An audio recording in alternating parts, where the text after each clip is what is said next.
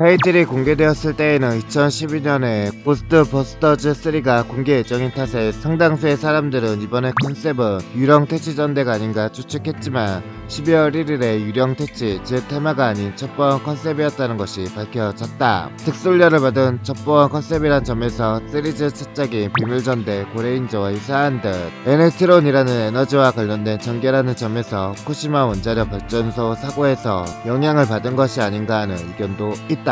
전작들이 그랬듯 해저전대 고카이저대 우주영사 갸반에 선행 출연했다. 여기서 대망의 첫 상대는 바스코타 조르키야. 소개 원한 중 하나는 작중 배경이 되는 도시 주변에 거대한 장벽들이 둘러싸여 있고 그 장벽 밖에서 거대한 적이 쳐들어온다는 진격의 거인을 연상케 하는 설정이었으나 각본가인 코바야시야 스코가 진격의 거인을 알게 되면서 현재 내용으로 고쳤다고 한다. 거대 전투씬의 경우는 기존의 실내 세트장을 벗어나 야외 세트장에서 촬영함으로써 거대 전투의 스케일감을 살렸다. 그리고 빈갱전대 보우켄저 이래 6년 만에 CG의 비중을 최대한 줄이고 디오라마의 비중을 늘리는 등 현실감을 높이는 연출도 늘어났다. 프로듀서 인터뷰에서 본작의 테마가 리얼이라는 것을 보아 리얼리티를 최대한 살리려는 의도인 듯. 하지만 초반 이후 역시 특촬물 특유의 제작비 문제 등으로 갈수록 기존 디오라마 씬을 뱅크 씬으로 사용하거나 생략하는 경우가 늘어났다. 이 때문에 1화 방영 이후로 메탈 히어로틱하다, 토미카 히어로 시리즈 같다는 식의 반응이 다수. 시놉시스는 3명의 히어로 고버스터즈와 그들의 파트너인 버디 로이드,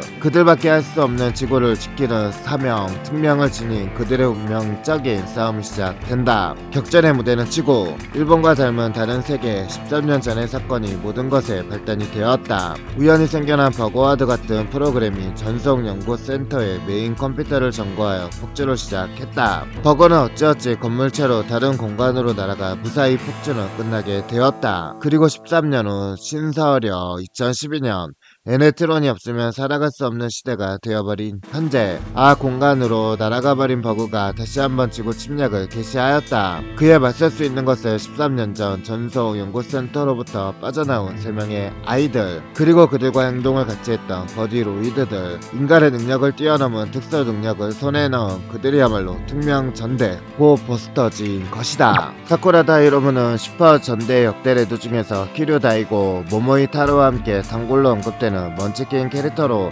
역대 레드 중에서는 이례적으로 만능적인 모습을 보여주기도 했다. 이와사키 류오지는 후반부와 초반부의 머리 스타일이 확연히 다르다. 초반부에는 가르마를 탔지만 점점 가르마가 사라진다. 우사미 요코의 담당 배우인 코미야 아리사는 성우로 데뷔한 이후 우주전대 큐레인저에서 여간부 어켄버의 목소리를 담당했는데, 적인 큐레이터의 핑크인 랩터 283을 연기한 이치미치 마오는 고버스터즈 이전작인 고카이저에서 루카 밀피를 연기했고, 고버스터즈와 고카이저의 대극장판에서도 함께 나왔다는 걸 감안하면 기묘한 배우 개그 및 성우 개그가 성립한다. 거기다가 4년지 작품에서 루카가 옐로우 버스터 레인저 길을 썼다. 심지어 루판 레인저 대 패트 레인저 대 큐레인저에도 같이 나왔는데 이때 히로인 총 동문회 드립이 나왔다. 쿠로키 타케시는 초반에 피도 눈물도 없는 냉혹한 사령관이었는데 언제부터인가 부드러운 남자가 되더니 지금은 수시로 껴주시는 개그 캐릭터로 변했다. 심지어 극장판에서는 작전이 성공하자 매우 격한 반응을 보이며 아주 좋아하거나 엔딩 크레딧에서 미니어처를 가지고 놀기도 한다. 엔터는 작중에서 공인된 미남으로 쿠도 미사키는 그를 하얀 선글라스를 쓴 엄청 잘생긴 나쁜 남자라고 칭했으며 캔데릴라는 그를 꽃미남이라고 칭했다. 그리고 인간 형태를 한 적 간부가 등장한 것은 염신 전대 고운조 이후로 4년 만이다. 특히 밀레니엄 슈퍼 전대에서 찾기 힘든 인남계 간부, 이를 기념하는 것인지 작중 인물들 중 헤어스타일의 변화가 가장 다양하다. 헤어스타일 외에도 단순 코스프레용 복장 및 그 외에 평소에 입는 슈트 변신 후의 모습 등이 가장 많으며 한마디로 작품 내에서 가장 돈을 많이 들인 캐릭터가 되겠다. SKF는 알고 보면 상당히 안쓰러운 악역이다. 우선 액터와는 달리 정신 연령이 낮았고 자신을 만든 창조주부터가 파괴 본능으로 가득한 추악한 존재였으며, 그녀는 창조주의 힘을 흡수해 완벽한 인간이자 신세계의 신이 되려 했던 엔터와 대립하면서도 창조주를 파파라고 부르며 계속해서 헌신해왔지만 결국 그 창조주한테 비참하게 버림받는 결말을 맞이하였다. 그래도 위안이라며 우주전대 큐레인저 대 스페이스 스쿼드에서 엔터처럼 메사 이어로부터 자유를 찾았다는 점이다. 우사다 리터스는 사실 알고 보면 에넷 땅과 더불어 고버스터즈의 최대 약점 중 하나, 아예 변신이 가능한 비트 제이, 스태그나 자체 무장이 있는 치다니, 강력한 완력을 갖고 있는 고리사키 바나나와 달리 이쪽은 자체 방어 수단이 사실상 전마하기 때문. 하다못해 속도라도 빠르면 도망치기라도 쉽겠지만 버드로이들 중 유일하게 인간형이 아니다 보니 속도마저 제일 느리다. 그럼에도 불구하고 은근히 전선에 자주 나오다가 위기에 빠지는 경우도 자주 있는 편. 버거로스도 아닌 일반 유괴범들에게 유괴당한 일이라든가 시민들을 대피시키다 와주 버거러에게 습격받는 일이라든가. 고버스터 라이오는 고버스터 5에 비해 디자인에 대한 평가는 좋은 편. 그도 그럴 것이 고버스터 5의 최대 단점이었던 다리 부분이 깔끔하게 해결된 덕분에, 또한 파츠 구성 자체는 중심 유닛인 타테가미 라이오를 제외하면 고버스터 5와 똑같지만 타테가미 라이오가 고버스터 1보다 덩치가 큰 덕분에 왕구는 고버스터 5보다 더 크다. 스토리의 평가는 코바야시 아스코 특유의 참신하면서도 치밀하고 시리어스한 각본의 특징이 본작의 리얼함과 실험작스러운 성격과 시너지를 일으켜 평이 매우 좋다. 특히 작품 중간중간에 벌어진 메사이어와의 결전들이 하이텐션에 끌어오르는 전개라는 평이 많았고,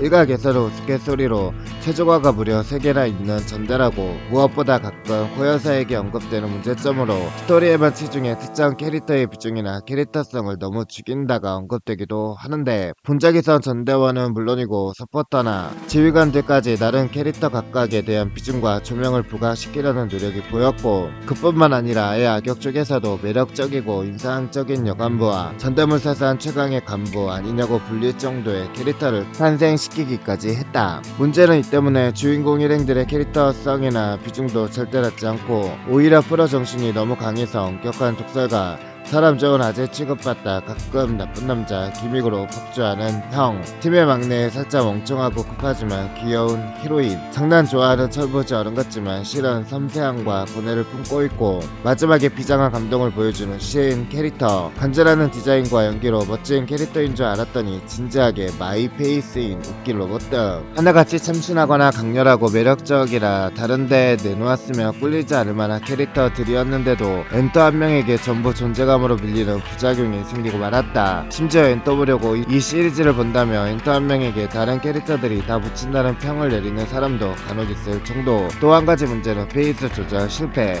액션 자체는 시작부터 끝까지 골고루 분포되어 있고 실제로 초반부에도 재밌고 신선하며 상동감 넘치는 액션 씬으로 시청자들을 사로잡는 데 성공하긴 했지만, 문제는 스토리텔링. 그게 반환점이나 재미 포인트 등이 전부 다 후반부에 몰려 초반부가 좀 심각하게 루즈하다. 실제로 고버스터즈의 시청자들 대부분은 초반이 너무 재미없다고 평가하는데, 그 탓에 진짜로 떡밥이 풀리고 극 전개가 재밌어지는 후반부까지 가기도 전에 시청자들 대부분이 떨어져 나가 버리면서 재밌는 후반부 전개는 본 사람만 아는 전개가 되어 버렸다. 뭐 어느 각본이든 초반은 보통 떡밥을 뿌리는 식으로 넘어가는 데다 일단 봐야 내용을 알 수 있다곤 하지만, 시청자들을 잡아두지 못하면 후반이 아무리 재미있어도 말짱 꽝이라는 설레가 두 작품이나 이미 있는 상황에서 똑같은 설레를 답습해버린 점은 두고두고 고버스터즈 팬들에게 아쉬울 수밖에 없다. 본작을 시작으로 혼다가 슈퍼전대 시리즈의 촬영을 지원하게 됐다. 가만히 살펴보면 파워레인저 RPM과 비슷한 부분이 많이 보인다. 적의 최종 보스는 컴퓨터 바이러스, 주인공들의 인맥은 적 집단의 침공 당시 상당수가 사망하거나 행방불명, 주인공 3명은 적 집단의 침공에서 살아남아 히어로가 되며 그 과정에서 주인공들의 인맥이 희생, 시인 전사가 지휘관의 과거 친구라는 점 등등. 심지어 원래 진격의 거인과 유사하다는 설정도 파워레인저 RPM에서 쓰였던 것이다.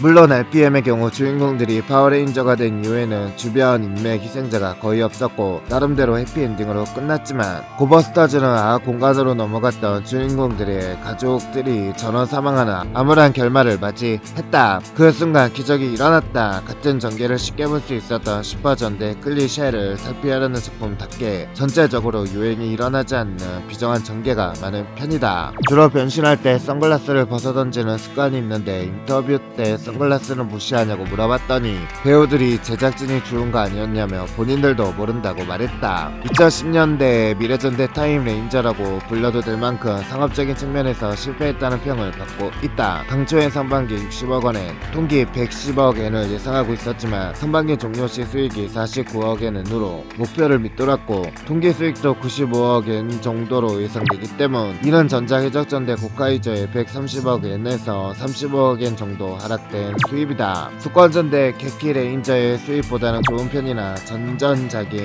천장전대 고세이저보다는 3억엔 정도 살짝 높은 수준이다. 4분기 수입은 개키레인저 13억엔, 고세이저 10억엔, 고버스터즈 16억엔. 그러나 실제로는 2012년 슈퍼전대 총 수익은 96억엔 있지만 고버스터즈와 레전드 전대를 포함하여 합친 수익이기 때문에 실질적으로 고버스터즈만 두고 봤을 때 추정 수익은 70억엔대로 개키레인저와 비슷한 수준으로 추정된다. 업계 측에서도 고버스터즈 쪽에 관련 상품 전개가 좋지 않은 것도 이 때문인 듯한데 이렇게 된 이유를 설명해보자면 아무라기 짝이 없는 극 내용도 문제였지만 그것보다는 완구의 품질 문제가 직접적으로 치명타를 입혔다.